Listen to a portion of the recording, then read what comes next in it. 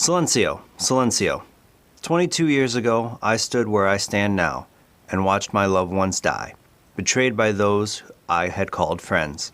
Vengeance clouded my mind. It would have consumed me were it not for the wisdom of a few strangers who taught me to look past my instincts. They never preached answers, but guided me to learn from myself. We don't need anyone to tell us what to do. Not Savonarola, not the Medici. We are free to follow our own path. There are those who would take that freedom from us, and too many of you gladly give it.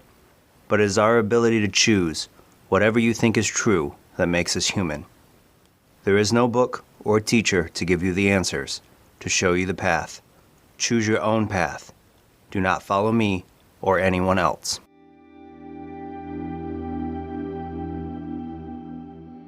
Hello and welcome to Visions of the Past. I'm Andrew, the host of this Assassin's Creed podcast. This is episode 26, and I'm going to do something a little different than past episodes. This last week has been a rough week on the world. The protests that have come out of the death of George Floyd and others have brought into light racial injustices that have been overlooked for so many years. Full disclosure, I'm a white male in my mid-30s, and I live in a primarily white community. I'm not perfect, and I might say the wrong thing, but to me, it would be worse to say nothing at all. In this episode, I'd like to use this podcast to show my support for the black community. My expertise is about Assassin's Creed, and so I'm going to talk about ways racism and politics show up in the series and highlight the stories of a few black characters and their impact on the series. If I say something wrong, please forgive me. I'm still learning about racism and would appreciate you calling me out if I say something offensive. In the past few weeks, many people have talked about these injustices on their social media platforms, and trying to educate the people of the world to recognize racism and advocate for change. One of those people is Darby McDevitt, the narrative lead for Assassin's Creed Valhalla. He's using his Twitter account to show that Black Lives Matter. One of his recent tweets led to someone telling him, and I'm paraphrasing to clean up the language, to shut up and make our games. You can talk about this to family and friends. Don't bring any politics into my games, especially the franchise I love most. Talk about Valhalla instead of this.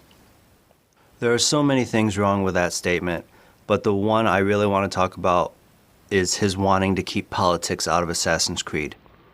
Assassin's Creed is one of the most politically charged series that I can think of. They create a narrative that looks at history through a lens that shows how wrong things were done in the past. Darby McDevitt was the lead scriptwriter for Assassin's Creed 4 Black Flag, a game that is set in the golden age of piracy, and it is filled with slavery, and it was never shied away from. One black character in the game is Adewale, who helped the main character, Edward Kenway, as the quartermaster of the Jackdaw.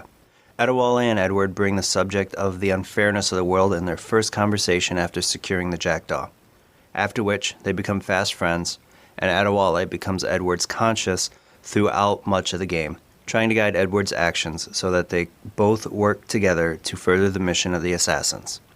Adewale would go on to lead the DLC Freedom Cry and would have a small role within Assassin's Creed Rogue. In Freedom Cry, Adewale would survive an assassination attempt when the governor of Saint Dominique had no regard for human life, sank an entire ship full of slaves.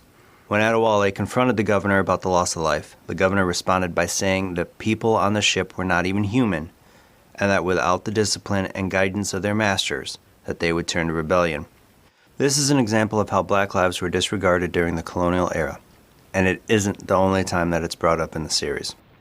In Assassin's Creed 3, there is a conversation between Ratiga and Achilles Davenport about skin color, and how Achilles believes the people's perceptions at the time was that lighter skin is somehow better. Though Ratiga disagrees, that doesn't mean it isn't true.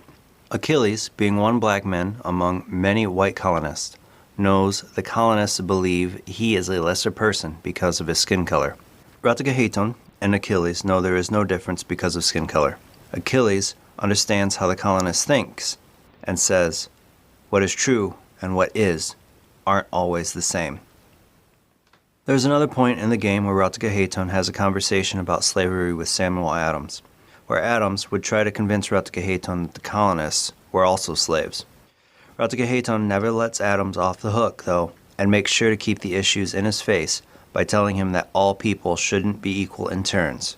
People should be treated equally at all times. These two games are not the only places that touch on slavery. Assassin's Creed III Liberation, for instance, has the main character, an assassin named Aveline de Grandpré, as a French African living in New Orleans. She is a free black woman, but worked against slavery by infiltrating plantations and other slave-owned areas, dressed as a slave, to free as many as she could. These three games in particular show the player how slavery, racism, and prejudice were wrong even from a historical standpoint. This doesn't even touch on the modern-day politics the games cover. Assassin's Creed Brotherhood goes so far as to call major political leaders Templar puppets, and show how some laws can allow corporations to throw money at people they want elected into specific offices. Every single game talks about the politics of the time in one form or another. The lead theme of the series, in my eyes, has always been freedom against tyranny, which is something we are now seeing more than ever in our lives. If you're like me, you go back and play these games again and again. I encourage you to really look at how there's at least one moment in every story where a character, usually the main character, is talking about how people should be free and have their own voice. And that, just because our voices are different, doesn't make them any less valid. Like the assassins in the series, we must look at the system that's currently in place and fight against those who wish to control others. Right now, in our world, the people in power are trying to control using racial injustice. But it's our right to choose. You can choose who to follow, what to think, and what actions to take. I ask you to choose wisely and use your voice to stand up for our black communities so that we all may be free. Thank you for joining me today. Be sure to tune in every Tuesday for new episodes. If you love the Visions of the Past podcast, I'd love for you to subscribe, rate, and give a review on iTunes. If you have any questions about Assassin's Creed or topics that you would like me to cover, please feel free to hit me up on Twitter and Instagram at visions_AC, and you can find those links in the episode show notes. Until next time, stay safe and be heard.